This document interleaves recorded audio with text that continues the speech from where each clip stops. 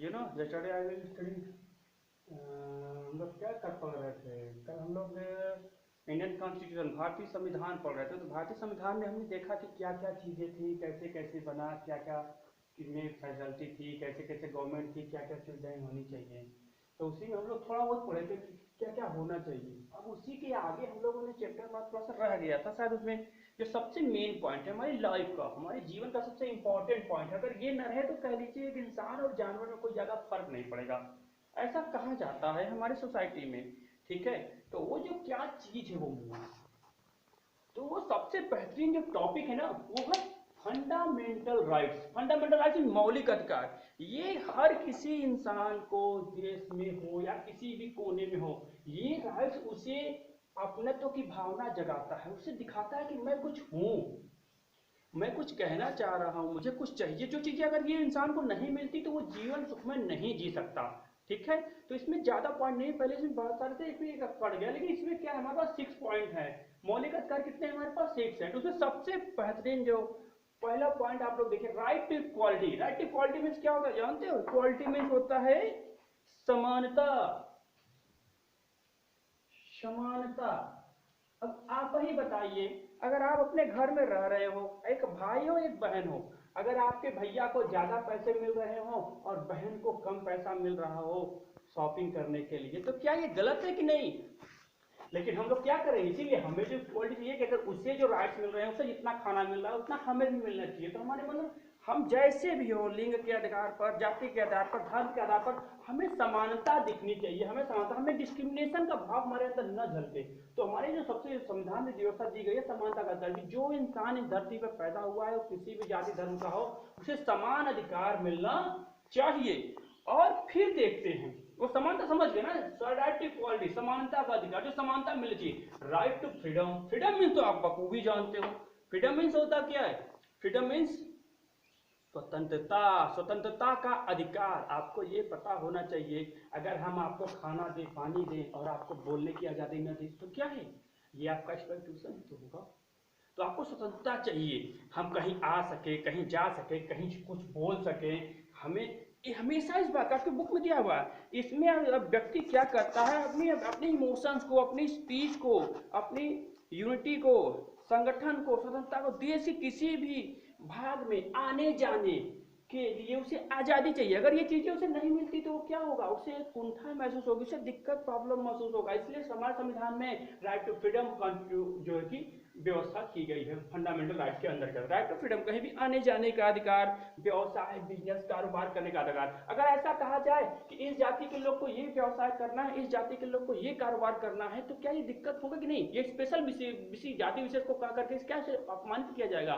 तो हमें वो आज़ादी चाहिए जिससे कि हमें सारे के सारे फ्रीडम्स मिलने चाहिए। हमें चाहे जो कुछ करने चाहिए, अगर उन्हें मिला तो हमें मिलना चाहिए। हमें स्पेशल नहीं चाहिए, लेकिन जितना उसको मिलना उनको मिलना चाहिए।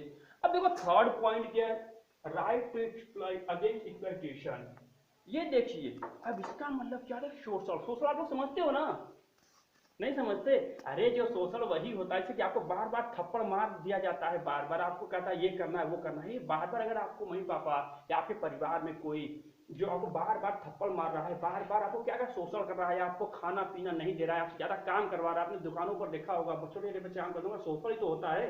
अगर आपको ये भी अधिकार है, अगर आपका कोई जैसे कि आपको काम करवा लिया, आप सब आपसे आपसे काम के बाद में पैसा नहीं दे रहा है, बधुआ मजदूर बना करके रखा हुआ है, तो उसके आप उसके अगेंस्ट में जा सकते हैं, उसकी आवाज उठा सकते हैं, अपने आप FIR कर सकते हैं, सब कार्रवाई होगी।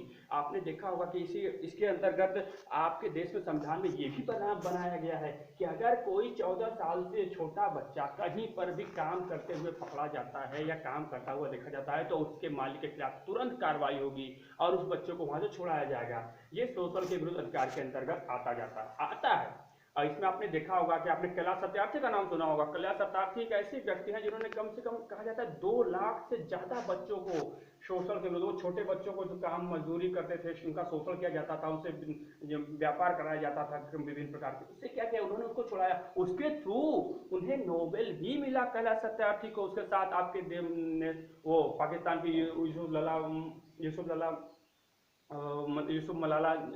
मलाला थी, जिसे भी नोबेल के साथ मिला था, कैलाश सत्यार्थी के साथ। उन्होंने क्या किया था आगे, उन्होंने बच्चों के शोषण को रोका था। ठीक है, अब देखो ये 3 पॉइंट क्लियर हुए कि नहीं, 1 2 3। फ्रीडम समानता समझ गए, फ्रीडम समझ गए, एक्सप्लॉइटेशन समझ गए, सोशल के विरोध। आपका कोई सोशल करता है, आपको मारता है, पीटता है, मेंटली या फिजिकली टॉर्चर करता है, आप तुरंत क्या करते हो, कंप्लेंट करते हो। इस यहाँ पे आपने सीधे शब्दों समझ लीजिए, अगर आपके घर में आपका भैया आपको बार बार मारता है तो आप कहाँ जाते हो, पापा वहीं पास जाते हो कि देखो मुझे बहुत मारता है, तो उस पर कार्रवाई होती है ना। वैसे ही आप कॉन्स्टिट्यूशन में लिखा, अगर आप किसी प्रकार की समस्या है तो आप सीधे एफआईआर कर सकते हैं।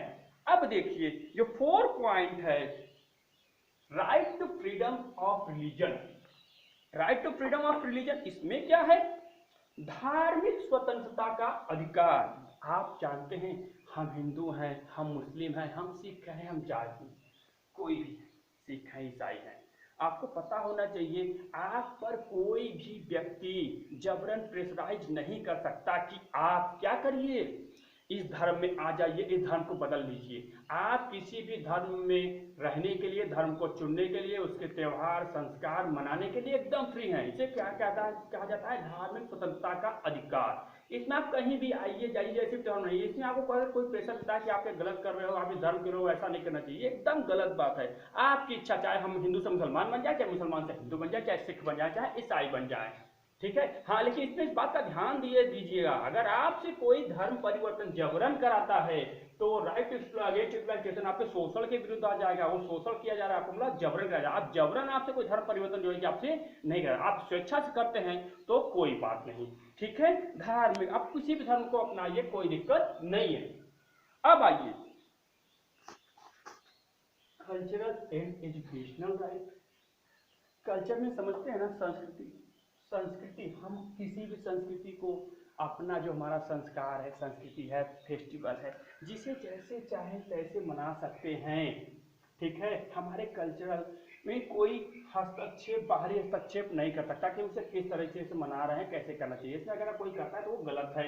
और एजुकेशनल राइट जो सबसे इंपॉर्टेंट है, आज बच्चे को आपको जानना चाहिए, क्योंकि आपको पता होना चाहिए बेटा, आप पैसे वाले हो चाहे नहीं हो, अगर आपको पढ़ाया नहीं जा रहा है तो ये गवर्नमेंट के मुंह पर एक तमाचा है, क्योंकि गवर्नमेंट इस पर काफी पैसा इन्वेस्ट करती है एजुकेशन राइट पर। आपको पता नहीं 6 से 14 वर्ष के बच्चों का कहीं पर भी हो, कैसे भी कंडीशन में हो, उसे उस स्कूल में एडमिशन एकदम फ्री ऑफ कॉस्ट क्या होता है, प्रोवाइड किया जाता है। उसके लिए सारी फैसिलिटी दी जाती है, उसके लिए गवर्नमेंट, सेंट्रल गवर्नमेंट हो चाहे स्टेट गवर्नमेंट, पूरी व्यवस्था उसे देती है। और इसके अंतर्गत आरटी, राइट टू एजुकेशन जो होता है, इसके अंतर्गत आपने सुना होगा कि बच्चे स्कूल में पढ़ते हैं, उन्हें फ्री में कॉपी, किताब, बुक और उनके साल का फीस भी उनसे नहीं लिया जाता, उनके बदले में उन्हें पढ़ाई के लिए स्कॉलरशिप भी देती है, जो कि राइट टू एजुकेशन के अंतर्गत आता है। इसी के कारण आज जो कि हजारों नहीं लाखों की संख्या में आपके देश में बच्चे जो कि थोड़ा बहुत पढ़ ले रहे हैं, ठीक है।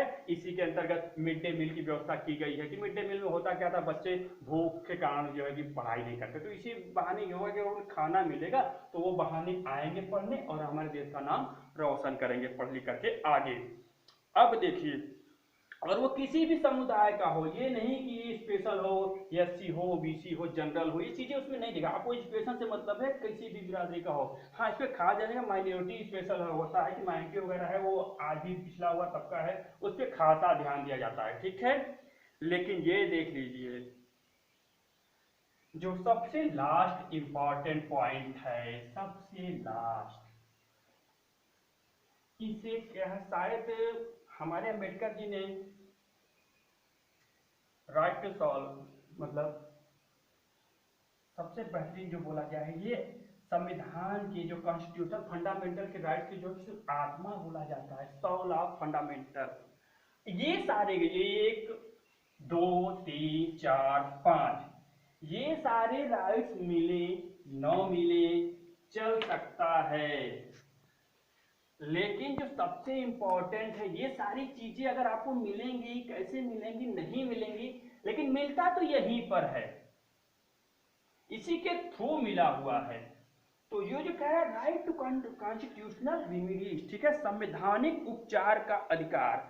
यदि किसी भी नागरिक को लगता है कि राज्य द्वारा उसके ह्यूमन राइट जो मौलिक अधिकार है उसका हनन किया जा रहा है, उसका क्या है, दोहन किया जा रहा है, एक्सप्लॉइटेशन किया जा रहा है, उससे वो चीजें नहीं मिल रही हैं, तो ये जब चीजें जब उससे कहा गया, सिर्फ लिख के दिया गया, उसे मिल नहीं रहा है, तो वो कहाँ आएगा, संविधान के अंतर्गत वो कोर्ट में जाएगा। तो ये जो सबसे पहले जो कॉन्स्टिट्यूशनल संविधान के अंतर्गत तो संवैधानिक उपचार के अंतर्गत उसे वो प्रोवाइड किया जाएगा। ये चीजें नहीं मिल रही हैं तो एफआईआर करेगा, एफआईआर वाला नहीं सुनता है तो वो कोर्ट में जाएगा और वो कोर्ट में उसे वो न्याय मिलेगा, जो कि अगर ये चीजें उसे नहीं मिलते। और ये आपको संवैधानिक उपचार के अंतर्गत बता दें, आप ये मत कहिएगा कि हमारे पास सर जी पैसा नहीं है एफआईआर करने का, हमारे पास गरीब हैं वगैरह वगैरह। लेकिन आपको ये पता होना चाहिए इस कॉन्स्टिट्यूशन के अंतर्गत चाहे आपके देश में कोई भी जाति धर्म का किसी भी प्रकार का व्यक्ति हो, इसमें आपके लिए गवर्नमेंट खुद आपको पैसा, वकील, सारी चीजें प्रोवाइड कराएंगी। ठीक है, ये सबसे बेहतरीन होता है। किसी नागरिक को लगता है कि राज्य द्वारा उसे किसी मौलिक अधिकार का उल्लंघन हुआ तो इस अधिकार का सहारा ले करके वो संविधान में लिखा हुआ है कि आप कोर्ट में जा सकते हैं। वो चाहे किसी भी प्रकार का कोर्ट हो, चाहे डिस्ट्रिक्ट हो, चाहे स्टेट हो, चाहे फिर सेंट्रल हो। ठीक है, डिस्ट्रिक्ट कोर्ट हो, हाई कोर्ट हो, सुप्रीम कोर्ट हो, इसके बगैर सब अधूरा है। तो जो इसमें सबसे मेन पॉइंट होता है, ये सारी चीजें आप लोगों को मिलेंगी ही मिलेंगी। अगर नहीं मिल रही हैं तो आप कहाँ जाएंगे? कोर्ट जा सकते हैं, उसमें अपनी डिमांड को रखिए और किसी भी कोर्ट में जाइए। ये नहीं कि छोटा मामला है कि बड़ा मामला, तुरंत किसी भी आप कोर्ट में एफआईआर करेंगे उस पर तुरंत कार्रवाई होगी और आपको जो है राइट मिलेगा। ठीक है, तो यहाँ तक आपको समझ आया फंडामेंटल राइट में क्या क्या चीजें होती हैं। नहीं आया तो कोई बात नहीं, एक बार फिर आप लोग किताब पढ़ लेंगे, फिर नेक्स्ट क्लास में उसको इम्प्रूव कर देंगे। तो थैंक यू, आज के लिए इतना। ठीक है।